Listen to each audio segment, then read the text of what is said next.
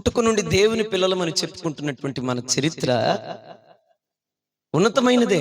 చరిత్ర ఉన్నతమైనదే. కానీ ఈ చరిత్రలో కుటుంబాలు చరిత్రహీనంగా మిగిలిపోవడానికి రీజన్ ఏంటి అని అంటే, ఇప్పటి వరకు మనం కొన్ని మాటలు విన్నాం కదా. దేవుని భక్తిని ఇక్కడ ఉన్నటువంటి తల్లిదండ్రులందరికీ, అలాగే వెంకయ్య అపర్ణ కూడా ప్రత్యేకంగా తెలియజేస్తున్నాను. భక్తిని చేయటం మొదట కుటుంబాలుగా మనకు చేతవటంలా, ఇది ముఖ్యం. ఈ భక్తి ఎలాగూ చేయాలో చేతనైతే మన గర్భవాసమును పుట్టినటువంటి బిడ్డలు ఎదుగుతూ ఉండగా వారు ఎలాగూ ఎదగాలో పెంచగలుగుతాం. స్తోత్రం కలుగును గాక. పేరుకు 10 ఏళ్ల విశ్వాసం, 15 ఏళ్ల విశ్వాసం, 20 ఏళ్ల విశ్వాసం, 30 ఏళ్ల వాళ్ళు కూడా ఉన్నారు. ఇంకను దైవత్వముకు సంబంధించిన క్రమములు మాత్రం అసలు తెలియవు. స్తోత్రం కలుగును గాక. హల్లెలూయా. మన దగ్గర పురాతన మందిరాలు ఉంటాయి, ఎన్నో ఏళ్ల క్రితం కట్టబడిన మందిరాలు ఉంటాయి. 1కి 10 సంఘాలు ఉంటాయి మన కులముల మధ్యలో. దేవుని వాక్యం నకముకముల బలముగా స్థిరముగా వినిపింపబడుతూ ఉంటుంది. కానీ బ్రతుకులు ఇంకా అక్కడే నామకార్థపు స్థితిలో బ్రతికేస్తూ ఉంటాం. నా ప్రియ దేవుని బిడ్డలారా, దేవుని సంగమా, ఒక విషయాన్ని ప్రత్యేకంగా ఈ రాత్రి జ్ఞాపకం ఉంచుకోండి. ద్వితీయోపదేశకాండం నుంచి కొద్ది మాటలు మనం చదివి జ్ఞాపకం చేసుకుందాం. 6వ అధ్యాయం. దైవజనులు చెప్పిన వాటికి కొనసాగింపుగా కొద్ది మాటలు చెప్పి తదుపరి మనం దీని ముగింపులోనికి వద్దాం. 6వ అధ్యాయం 5 నుంచి కొద్ది మాటలు చదువుదాం. ద్వితీయోపదేశకాండం చూడండి ప్రియులారా. పూర్ణ హృదయముతోను, పూర్ణాత్మతోను, పూర్ణ శక్తితోను నీ దేవుడైన యెహోవాను ప్రేమింపవలెను.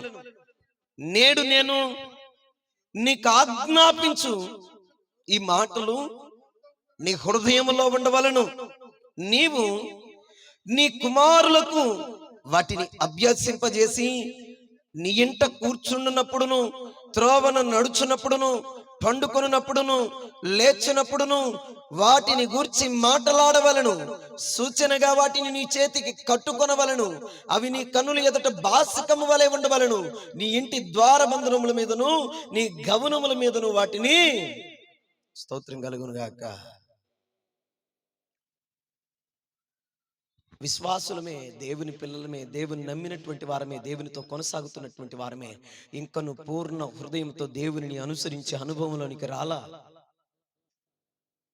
ఇంక నువ్వు దేవుని పూర్ణ హృదయంతో దేవుని వెంబడించేటువంటి అనుభవంలోనికి రాలా. పూర్ణ ఆత్మతోను, పూర్ణ బలముతోను, పూర్ణ శక్తితో దేవుని వెంబడించాలంట. ఈరోజు ఆ అనుభవం మనకున్నదా? నా ప్రియ దేవుని సంగమా, దేవుని బిడ్డలారా, మన కుటుంబాలలో పుట్టినటువంటి బిడ్డలు, మన కుటుంబాలలో ఎదుగుతున్న బిడ్డలు 1కి 24 గంటలు వాడు ఎవరిని చూస్తారు? తండ్రిగా ఉన్న నీ వైపే, తల్లిగా ఉన్న నీ వైపే, తాతగా ఉన్న నీ వైపే, అమ్మమ్మగా ఉన్న నీ వైపే, నానమ్మగా ఉన్న నీ వైపే. ఇక వేరే వారు ఎవరైనా కనబడతారు అంటే నువ్వు ఫంక్షన్లకో వాటికో వీటికో పట్టుకెళ్తే ఆ ఒక్క పూట మాత్రమే వారికి కనబడతారు. చాలా మంది అంటున్నారు, మా పిల్లలు పాడైపోతున్నారు అండి పాస్టర్ గారు, వాళ్ళ కోసం ప్రార్థన చేయండి. ఈ విషయం చెప్తున్నారు అని అంటే మనమే మొదట కరెక్ట్ గా లేము. స్తోత్రం కలుగును గాక. ఆ దౌర్భాగ్యమైన స్థితిని తీసుకొచ్చింది మనమే మొదట. ఈరోజు తాగుబోతుడైన తండ్రి పిల్లలు తాగుబోతులు కాకుండా ఉంటారా? ఎక్కడో 100కి 5 మంది లేదా 10 మంది తప్ప.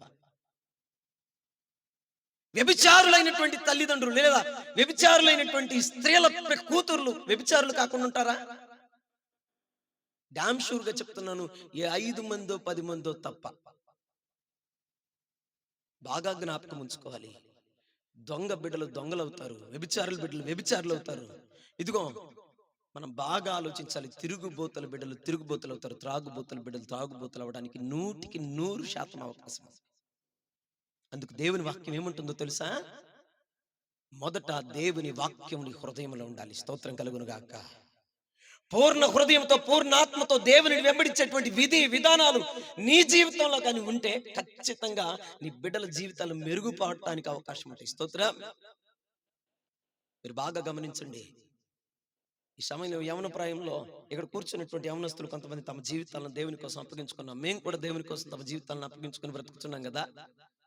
ఈ జనరేషన్ లో ఉన్నటువంటి బిడ్డలు ఒకవేళ వీళ్ళు పరిపూర్ణమైన సంపూర్ణమైన భక్తి చేస్తూ ఇదిగో వాళ్ళు పిల్లలు ఎదిగేంత వరకు కూడా అలాగ నిలబడగలిగితే నేను అంటాను, వారి పిల్లల వలన కుటుంబాల మీదకి అవమానం రాదు, ఏడ్పు రాదు, దుఃఖం రాదు, బలహీనత రానే రాదు. గట్టిగా చప్పట్లు కొట్టి ప్రభు నామని గనక హల్లెలూయా.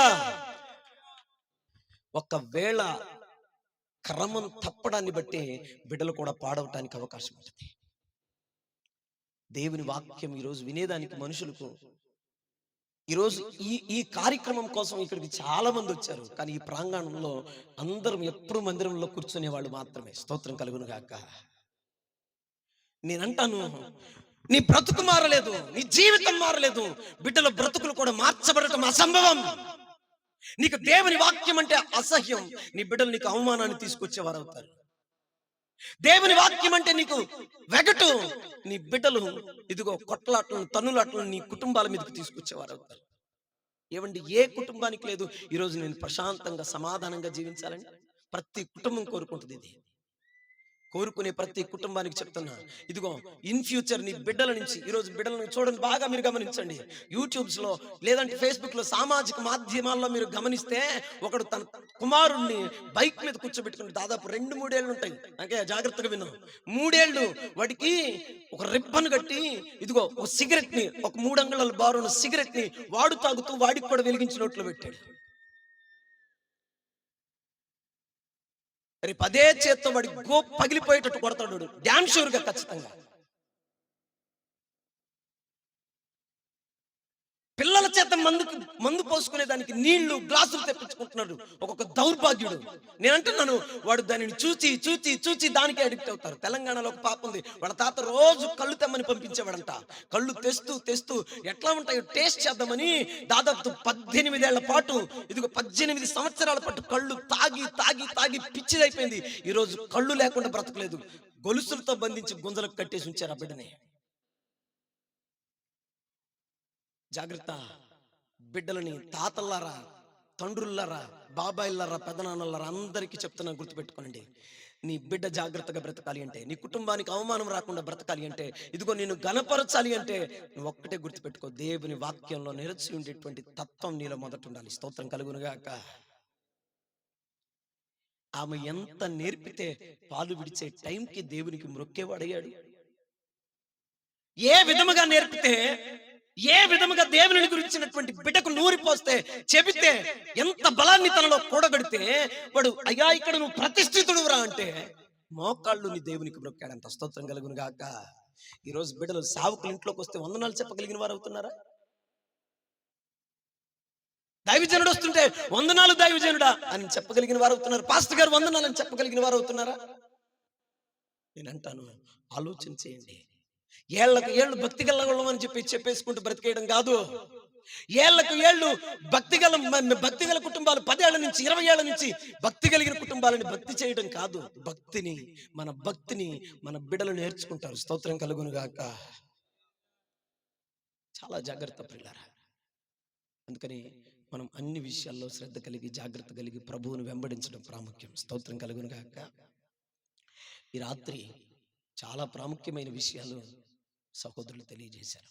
అయితే ప్రత్యేకంగా ఆ కుటుంబమును గురించి, ఒకవేళ ఇక్కడికి చేరి వచ్చిన వారిలో ఎవరికైనా, మీ కుటుంబీకుల్లో కానీ లేదా మీ బిడ్డల్లో ఎవరికైనా ఖచ్చితంగా చెప్తున్నాను, ఒకవేళ బిడ్డలు లేని వారు ఉంటే ఇదిగో విశ్వాసంతో మాటల నుండి దేవుడు మిమ్మల్ని బలపరచును గాక. ఈ వాక్యాన్ని ఒకసారి చదువుదాం. కీర్తనల గ్రంథం 28వ కీర్తన 7వ వాక్యం. 28వ కీర్తన. యెహోవా నా ఆశ్రయము, నా కేడము, నా హృదయము ఆయన యందు నమ్మిక ఉంచెను గనుక నాకు సహాయము కలిగింది. కావున నా హృదయం ప్రహర్షించుచున్నది, కీర్తనలతో నేను ఆయనను స్తుతించుచున్నాను. ఆమేన్. హల్లెలూయా. అపర్ణ కన్సీవ్ అయిందని చెప్పడానికి వెలిగిపోతున్న ముఖంతో వచ్చాడు వెంకయ్య. స్తోత్రం కలుగును గాక. తన కన్సీవ్ అయిందనే విషయాన్ని చెప్పి ప్రార్థన చేయించుకోవడానికి తన ముఖమంతా వెలిగిపోయేటువంటి ముఖంతో వచ్చాడు. దేవుని వాక్యం ఏమంటుందో చూడండి ప్రియులారా.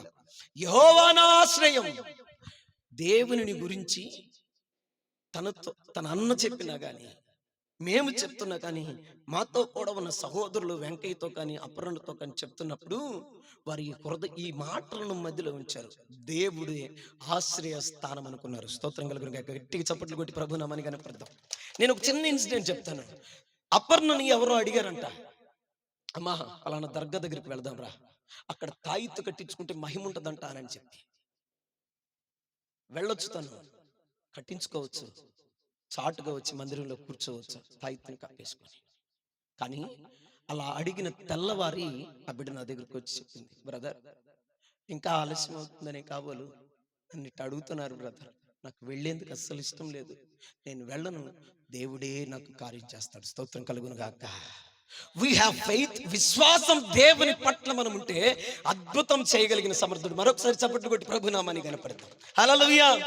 నేను అదే అనుకున్నాను, ఈ వాక్యం నాకు జ్ఞాపకం వచ్చింది, ఈ వాక్యమే జ్ఞాపకం వచ్చింది. దేవుని వాక్యం, యెహోవా నా ఆశ్రయము, నా కేడము, నా హృదయం ఆయన యందు నమ్మిక ఉంచెను గనుక నాకు సహాయము కలిగెను, కావున నా హృదయం ప్రదర్శించుచున్నది, కీర్తనలతో ఆయన నేను స్తుతించుచున్నాను. మాటల్లో చెప్పలేనంత ఆనందంతో ముందు నిలబడ్డాడు. ఎవరు? అపర్ణ గాని వెంకయ్య గాని. హృదయంలో ఆ సంతోషం, దేవుని గురించిన చెప్పాలన్న ఆనందం, ఆయనను స్తుతిస్తూ, అయ్యా నువ్వు చేసిన మేలుకై స్తోత్రాలని చెప్పి కన్సీవ్ టైంలో వాళ్ళు ఇద్దరు కూర్చొని దేవుని ఏ విధంగా అడిగారో నాకైతే తెలియదు, కానీ నేనైతే వారిని బట్టి ఇది జ్ఞాపకం చేసుకుంటున్నా. వారి హృదయంలో దేవుని గురించినటువంటి స్తుతి. ఎందుకనంటే వారు దేవుని నమ్మారు కాబట్టి. స్తోత్రం కలుగును గాక. ఈ రాత్రి ఇక్కడ ఎవరైనా పరిస్థితులు మారక, బలహీనమైన స్థితిగతుల్లో, వేదనకరమైన పరిస్థితుల్లో కొట్టబడుతున్నారా? 5 ఏళ్ల నరకం చూశారు వాళ్ళు, తెలుసా? 5 సంవత్సరాలు ఎవరైనా పొరపాటున ఏంద్రా విశేషమేమి లేదా అని అంటే వెంటనే తలదించుకొని, ఇదిగో పంటి బిగువున బాధను బిగబెట్టుకొని పైకి చిరునవ్వు నవ్వుతూ ఇంకా ఏమి లేదు అన్నట్లుగా సమాధానం ఇస్తూ తల వంచుకొని వెళ్ళిపోయారు చాలా సందర్భాల బిడ్డలు. ఈరోజు వాళ్ళు మీ కుటుంబాలలో, మీకు సంబంధించినటువంటి బిడ్డల్లో, మీకు తెలిసిన వారిలో ఎవరైనా ఉంటే చెప్పండి, యేసయ్యకు సాధ్యమైంది ఏది లేదు. గట్టిగా చప్పట్లు కొట్టి ప్రభు నామాన్ని కనపడతాం. హల్లెలూయా. యెహోవా నాకు ఆశ్రయమని ఒక్క వెంకయ్య కాదు, ఇక్కడ ఉన్నటువంటి చాలా మంది బిడ్డలు, డేవిడ్, అనుషాలు, జాషువా, అలాగే యమీమా, ఇలాగే చాలా మంది ఇక్కడ ఉన్నటువంటి మన చింతయ్య బ్రదర్, వాళ్ళ మిస్సెస్, వీళ్ళందరి విషయాల్లో దేవుడు అద్భుతంగా, స్వరూప విషయంలో ఇలా రకరకాలుగా చాలా మంది అవమానాన్ని దేవుడు తొలగించాడు. స్తోత్రం కలుగును గాక. రీజన్ ఒకటే, దేవుని మీద నమ్మకం. ఈ రోజు మనం నమ్ముతున్నాం అనుకుంటున్నాం, కానీ నమ్మకం మాత్రం గుండె లోతుల్లో నుంచి లేదు, పై పెదవులకి, పై మాటలకు మాత్రమే అది నిలిచి ఉన్నది. దేవుని వాక్యంలో రాయబడుతుంది ప్రియులారా, దేవుడిని నువ్వు ఆశ్రయ స్థానంగా చేసుకుంటే, దేవుని యందు నువ్వు నమ్మిక ఉంచగలిగితే, నీ హృదయంలో నుంచి నీకు స్తుతించడం రాకపోవచ్చు, స్తుతించగలిగిన మనస్సును నీలో ప్రేరేపిస్తాడు దేవుడు. ఆయన చేసే కార్యాన్ని బట్టి, ఆయన చేసే గొప్ప కృపను బట్టి. ఈరోజు దేవుణ్ణి ఆశ్రయంగా చేసుకోవడంలా మనుషులు ఆశ్రయం అయిపోయారు, మనుషులు ఆధారం అయిపోయారు. ఎక్కడికో వెళితే ఏదో జరిగిపోద్దన్న భ్రమలో మనుషులు బ్రతుకుతున్నారు. నేను అంటున్నాను, ఈ భూమి ఆకాశంలో సృజించిన దేవుడు అని చెప్పి ఆయన గురించి రాయబడుతుంది. గట్టిగా చప్పట్లు కొడతావా? ఈ రోజు నువ్వు కూర్చున్న భూమి, నడుచుచున్న భూమి, ఇదిగో పైన ఆకాశమందు సూర్య చంద్ర నక్షత్రములు సమస్తమును కలుగు చేసిన వాడు ఆయనే. దేవుని వాక్యంలో ఇదే కీర్తనకారుడు ఒక చోట ఉంటాడేమంటాడు తెలుసా? అయ్యా నా తల్లి గర్భమందు ఇదిగో ఎముకలు ఎలాగ ఎదుగుతున్నాయో, నేను ఎలాగ ఎదుగుచున్నానో, నా కండరములు, నా ఎముకలు, నా నరములు అవి ఎలాగ ఎదుగుచున్నావో నీకు తెలిసే ఉన్నవి ప్రభువా. గర్భములో బిడ్డలను ఎదిగింపగలిగినటువంటి గొప్ప దేవుడు. స్తోత్రం కలుగును గాక. ఈ రాత్రి ఒకే ఒక సంఘటన చెప్పి నేను ముగించి ప్రార్థన చేస్తాను ప్రియులారా. ఇద్దరి జీవితాల్లో పరిశుద్ధ గ్రంథం నుంచి మనం బలమును, విశ్వాసమును స్థిరంగా పొందగలుగుతాం. క్రొత్త నిబంధనలో యేసు ప్రభు పరిచర్య చేస్తున్న దినాలవి. ఒక ప్రాంతానికి యేసు ప్రభు వచ్చారు. యేసు ప్రభు వచ్చినప్పుడు ఒక 12 ఏళ్ళు రక్తస్రావం కలిగినటువంటి ఓ స్త్రీ. ఒకసారి మార్కు సువార్తను జ్ఞాపకం చేసుకుందాం. 5వ అధ్యాయం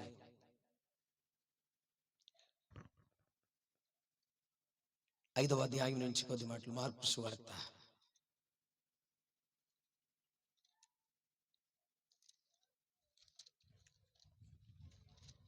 5వ ప్రభుకు మహిమ కలుగును గాక. హల్లెలూయా, హల్లెలూయా చెప్దాం. రెండు చేతులెత్తి దగ్గరికి హల్లెలూయా. రైట్, చూడండి 25వ వాక్యం నుంచి కొద్ది మాటలు. 12 ఏళ్ల నుండి రక్తస్రావం కలిగినటువంటి స్త్రీ ఉండి ఆమె యొక్క అనేక వైద్యుల చేత ఎన్నో తిప్పలు పడి తనకు కలిగినదంతా వ్యయం చేసుకుని ఎంత మాత్రము ప్రయోజనం లేక మరింత సంకటపడిన ఆమె యేసును గురించి విని, నేను ఆయన వస్త్రము మాత్రం ముట్టిన బాగుపడుదును అనుకుని జనసమూహంలో ఆయన వెనుకకు వచ్చి ఆయన వస్త్రము ముట్టెను. వెంటనే ఆమె రక్తధార కట్టెను గనుక తన శరీరంలోని ఆ బాధ నివారణ అయినదని గ్రహించుకున్నాను. వెంటనే యేసు తన నుండి ప్రభావం బయలువెళ్ళడని తనలో తాను గ్రహించి జనసమూహం వైపు తిరిగి, నా వస్త్రము ముట్టిన దేవుని అడుగుగా. దేవునికి స్తోత్రం కలుగును గాక. మనలో దేవుని కోసం బ్రతుకుతున్న వారం చాలా ఏళ్ల నుంచి బ్రతుకుతున్నాం అనుకుంటున్నాం కదా. కష్టం రాగానే మొదట మనం ఎవరి వైపు చూస్తామంటే ఇంట్లో ఉన్న పెద్ద వైపు చూస్తాం. సమస్య రాగానే మనకి ఎవడైనా మాట సలహా ఇచ్చేవాడు ఉంటే వాడి వైపు చూస్తాం. ఇక ఊరి పెద్దలు ఎవరైనా ఉంటే వాళ్ళ వైపు వెళ్ళటానికి ప్రయత్నం చేస్తాం. ఏ రోజైనా సమస్య రావటాన్ని బట్టి దేవుని వైపు తిరగగలిగే ప్రయత్నం ఏ రోజైనా ఎవరివైనా చేయడానికి ఇష్టపడ్డామా? నేనంటాను, ఏ సమయంలో వారు దేవుని కోసం నిలబడటానికి ఇష్టపడ్డారో తెలియదు. ఆ సమయంలో వీరందరి బాధను ఒకసారి చూసి అనుకున్నాం, మేము ప్రభువా ఇదిగో మా సహోదరులందరూ కలిసి ఆలోచన చేశాం, అయ్యా ఇట్లా ఏర్పాటు చేద్దాం, బిడ్డల కోసం ఉపవాసం ఉండి ప్రార్థన చేద్దాం, మీరందరూ కూడా ఉపవాసం ఉండాలి అని అంటే సరేనని చెప్పి అందరం ఉపవాసం ఉండి ప్రతి శుక్రవారం 7 శుక్రవారాల పాటు అనేక మంది బిడ్డలు వచ్చి పాల్గొని ఉపవాస ప్రార్థనలు ఏకీభవించారు. దేవుడు గొప్ప కార్యాలు చేసి ముందుకు నడిపించాడు. స్తోత్రం కలుగును గాక. 12 ఏళ్ల నుంచి ఒక ఆమెకు రక్తస్రావం, ఆ బలహీనమైన వ్యాధితో తను బాధపడుతూ ఉంటే తను అనుకున్నదంట, యేసు ప్రభు వాళ్ళ ప్రాంతానికి వచ్చాడని తెలుసుకొని వెళ్ళి ఆయన వస్త్రం మాత్రం ముడితే బాగుపడతాననుకుందంట. ఎంతటి విశ్వాసం! ఆయన ప్రార్థన చేయాలని కానీ, తనను చూడాలని కానీ, తనను ఎరగాలని కానీ ఇవన్నీ అనుకోలేదు. కానీ ఒకటే అనుకుంది, తనను ముడితే బాగుపడతానని. That is faith. దానినే విశ్వాసం అనగలుగుతాం. స్తోత్రం కలుగును గాక. సమస్య వచ్చినప్పుడు మనుషుల వైపు కాదు, సమస్య వచ్చినప్పుడు పెద్దవారి వైపు కాదు, ఉన్నవారి వైపు కాదు, ఇదిగో సమస్తమును కలుగు చేసిన దేవుని వైపు మనం చూడగలుగుతున్నామా? చూడగలిగిన జీవితాల్లో దేవుడు గొప్ప కార్యాలు చేశాడు. స్తోత్రం. వస్త్రపు చెంగును ముట్టి తనలో ఉన్న బలహీనత కట్టింది అని చెప్పి, ఆ బాధ తగ్గిపోయింది అనుకొని చెప్పి తనకు అర్థమైందంట. అర్థమయ్యి ప్రభుని మనసులో స్తుతించుకుంటూ అలాగ నిలబడిపోయింది. అలాగ నిలబడిపోగానే ప్రభు అంటున్నాడు, ఇక్కడ ఎవరో నన్ను పట్టుకున్నారు, ప్రభావం నాలో నుంచి వెళ్ళింది. ఆ స్త్రీ సిగ్గుపడకుండా అక్కడున్న శిష్యులు అంటున్నారు, అయ్యా ఇంతమంది జనం ఉన్నారు, ఎవరు పట్టుకున్నారో నాకేం తెలుసు ప్రభువా, ఎవరు పట్టుకున్నారు మాకేం తెలుసు ప్రభువా అంటే ఆమె మాత్రం చెయ్యెత్తి, అయ్యా నేనే 12 ఏళ్ల నుంచి రక్తస్రావంతో బాధపడుతున్నానయ్యా నేను. ముందు వాక్యంలో రాయబడింది కదా, వైద్యుల చేత సమస్తాన్ని వెచ్చించి వైద్యుల చేత కూడా నివారణ పొందక విసిగి వేసారిపోయిందంట. నేనంటాను, విసిగి వేసారిన జీవితాలు ఉన్నాయా? కట్టకలిగిన సమర్థుడు యేసయ్య. స్తోత్రం కలుగును గాక. బిడ్డలు లేరని, రోగాలు బాగుపడట్లేదని, స్థితిగతులు మార్చబడట్లేదని, పరిస్థితి బాగలేదని నువ్వు మనుషుల వైపు చూసే ప్రయత్నం చేస్తుంటే నేను ప్రభు పేరట సెలవిస్తున్నా, ఈ రాత్రి బిడ్డలు మారాలన్నా, భర్తలు మారాలన్నా, ఇదిగో స్థితిగతులు మార్చబడాలన్నా యేసు వైపు చూసే అనుభవానికి నువ్వు రా. స్తోత్రం కలుగును గాక. రా దేవుని వైపు చూసే అనుభవానికి. ఈ విషయం అంతా ఎప్పుడు జరుగుతుందో తెలుసా? ఇంతకంటే ముందు ఒక వ్యక్తి వచ్చాడు ఆయన కాడికి. ఆయన వచ్చి, అయ్యా నాకు 12 ఏళ్ల కుమార్తె ఉందయ్యా, ఆమె చావు బ్రతుకుల మధ్య ఉంది, ఆల్మోస్ట్ కోమా, దయచేసి నా కోసం వస్తావా మా ఇంటికి అని అంటే అక్కడ ఉన్న వాళ్ళందరూ చెప్పారంట, అయ్యా ఈయన సమాజ మందిరం మీద అధికారి, కొన్ని విషయాల్లో మనకు మేలుకరంగా బాగుంటున్నాడు, మీరు వెళ్ళటం మంచిది ప్రభువా అని చెప్పారంట. సరే పద, నేను వస్తున్నా పద అంటే ఆ జన సమూహం వెంబడి వస్తున్నారు. ఆ అధికారిని, ఆ యాయీరు అనబడిన అధికారిని వెంట తీసుకొని వెళ్తా ఉన్నాడు. ఆ సమయంలో ఆమె ముట్టింది. చూడండి, ఒక ఆశ్చర్యం, అద్భుతం జరిగించడానికి ప్రభు వెళ్తా ఉంటే ఆ తండ్రికేమో వేదన, ఒకవేళ బిడ్డ చనిపోద్దేమోనని, నేను త్వరగా వస్తే బాగుండు అనుకుంటున్నాడు. మధ్యలో ఈమె నిలబడి దేవునిని ముట్టి అద్భుతాన్ని పొంది ప్రభు వెంటనే 2 నిమిషాలు ఆగి ఇక్కడ ఏం జరిగింది, ఎవరు నన్ను ముట్టారని అడుగుతూ ఉంటే తన హృదయంలో ఎంత మదనపడి ఉంటాడు. ప్రభు తొందరగా రాయ్యా, తొందరగా రాయ్యా, త్వరగా రాయ్యా. ఆమె చెయ్యెత్తి సాక్ష్యం చెప్తా ఉంటే, ఏంది ప్రభు లేట్ చేస్తున్న బిడ్డ చనిపోయేలాగా, నువ్వు రా నువ్వు రా నువ్వు రా అనే వేదనతోనే తన హృదయంలో నిండిపోయి ఉంటాడు. ఒకవేళ ఇల్లుకి కూడా అనుకుని ఉండొచ్చు, అయ్యో ఇప్పుడే జరగాల అని. ఆ విషయాలన్నీ చూస్తున్న తనకి పిడుగు లాంటి వార్త ఇంటి దగ్గర నుంచి కొంతమంది పనివాళ్ళు వచ్చి అంటున్నారు, ఇదిగో బోధకుడిని శ్రమ పెట్టొద్దురా, అమ్మాయి చచ్చిపోయింది, తాడి కట్టి ఏర్పాటు చూద్దాం రా, అమ్మాయి చనిపోయింది రా వచ్చాయి. అప్పుడు ప్రభు మాట్లాడుతున్న మాట, ఇదిగో దేవుని నుంచి అద్భుతాన్ని ఆశ్చర్యాన్ని కోరాలని ఆశపడుతున్న మీ అందరికీ, మనందరికీ ఇదిగో ఈ మాటను జ్ఞాపకం దేవుని వాక్యంలో నుంచి 35వ వాక్యం ఒకసారి జ్ఞాపకం చేసుకున్నాం. ఆయన ఇంకా మాట్లాడుచుండగా సమాజ మందిరపు అధికారి ఇంటి నుండి కొందరు వచ్చి, నీ కుమార్తె చనిపోయినది, నీవికను బోధకుని ఎందుకు శ్రమ పెట్టదు అని యేసు వారు చెప్పిన మాటను లక్ష్య పెట్టక, భయపడకము, నమ్మిక మాత్రం ఉంచమని సమాజపు అధికారితో చెప్పి, గట్టిగా చప్పట్లు కొడితే ప్రభు నామని కనపడతా. ఈ రాత్రి తెలియజేస్తున్నాను ప్రియులరా, ఈ రాత్రి తెలియజేస్తున్నాను, జ్ఞాపకం ఉంచుకోనండి, ఆయన అద్భుతములను ఆశ్చర్యములను చేయగలిగిన దేవుడు. ఏ అద్భుతం కోసం నువ్వు వేచి ఉన్నావో, ఏ ఆశ్చర్యం జరగాలని నువ్వు వేచి ఉన్నావో, ఏది జరిగించాలని నీ కుటుంబంలో జరిగితే మేలు అని చెప్పి ఎదురు చూస్తున్నావో, ఈ రాత్రి ప్రభు అంటున్నాడు, నమ్మిక మాత్రం ఉంచు. నెలలు గడిచిపోయాయనుకుంటున్నావా, బాధపడద్దు, నమ్మిక ఉంచు. సంవత్సరాలు గడిచాయనుకుంటున్నావా, భయపడద్దు, నమ్మిక ఉంచు. ప్రభు అంటున్నాడు, నువ్వు నమ్మిక మాత్రం ఉంచితే అద్భుతం చేయడం నా వంతు. స్తోత్రం కలుగును గాక. యాయిరు నమ్మిక ఉంచాడు, ఎందుకు కలగదు? ఓ వ్యక్తి సాక్ష్యం ఇస్తుందిగా, 12 ఏళ్ల నుంచి నా రక్తస్రావం కట్టుకుపోయిందయ్యా, 12 ఏళ్ల నుంచి నేను బాధపడుతున్న ఆ వ్యాధితో, ఆ వ్యాధి నన్ను విడిచి వెళ్ళిపోయిందయ్యా. నమ్మకం కలిగింది, మారు మాట్లాడాల. వాళ్ళందరితో ఇంటికి వెళ్ళాడు. ఇంటికి వెళితే బయట అందరూ గొల్లు చేస్తున్నారంట.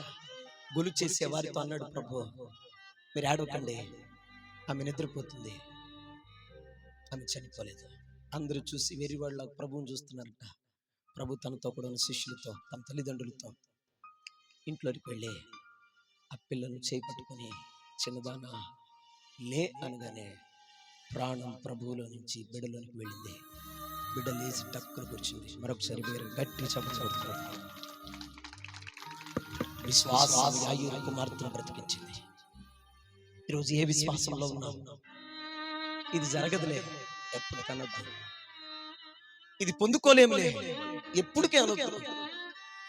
ఎందుకనంటే నీవు నేను మనం ఆరాధిస్తున్న దేవుడు ఈ భూమి ఆకాశములను సమస్తమును సృజించిన సృష్టికర్త అయిన దేవుడు. హల్లెలూయా. ఈ సృష్టిలో సృష్టింపబడిన వాళ్ళకి ఏదైనా అసాధ్యం అనబడొచ్చేమో, ఈ సృష్టి సమస్తాన్ని కలుగు చేసి దానిని నడిపిస్తూ రేపు ఒక రోజున దీన్ని లయపరచగలిగిన శక్తివంతుడికి ఏ కార్యం కూడా సాధ్యం కానీ. స్తోత్రం కలిగిన రాగా నేనంటాను, బిడ్డల విశ్వాసం గొప్పది, గొప్పది. 5 ఏళ్ల కన్నీరు, 5 ఏళ్ల అవమానం, ఇంకా ఒక్కొక్క సందర్భంలో కొందరు తెలిసిన వాళ్ళే అడుగుతున్నట్లు, 1కి 2 సార్లు చెప్పినా కూడా అడుగుతున్నారు. ఎస్, బయట వారి చేత, లోపలి వారి చేత అవమానం, బలహీనత, ఇంకా నేను బలహీనపరుస్తున్న మాటలో నిలిచి ఉంటే రాత్రి చెప్తున్నా, అద్భుతం చేయగలిగిన దేవుడు, ఆశ్చర్యం చేయగలిగిన దేవుడు, కృపను కనికరమును కుమ్మరించగలిగిన దేవుడు. జ్ఞాపకం ఉంచుకో, ఏ విషయమైనా సరే ప్రభు సన్నిధిలో, ప్రభు పాదాలకు చెంత చెప్పి ప్రార్థించడానికి ఇష్టపడి ఉన్నతమైన కృప అనుగ్రహించి, ఇదిగో కుటుంబాన్ని, వెంకయ్యను, అపర్ణను సంతోషం ఆనందంతో నింపడాన్ని బట్టి ఇంత ఖర్చు దేనికి వెనుకాడకుండా దేవుడు మా విషయంలో చేసిన గొప్ప కృప కార్యం అని చెప్పి సాక్ష్యం ఇస్తున్నారో, నేనంటాను, ఇంతకంటే ఘనంగా మహోన్నతముగా సాక్ష్యం ఇచ్చే కృపను వేదంలో నిలిచి ఉన్నవారు కన్నీళ్లతో నిలిచి ఉన్న వారికి, బలహీనతలను నిలిచి ఉన్న వారికి ప్రభువు దయచేయునుగాక, విడుదల కలుగు చేయునుగాక, సమాధానం కలుగు చేయునుగాక, ఆయన మనల్నందరినీ బలపరచునుగాక.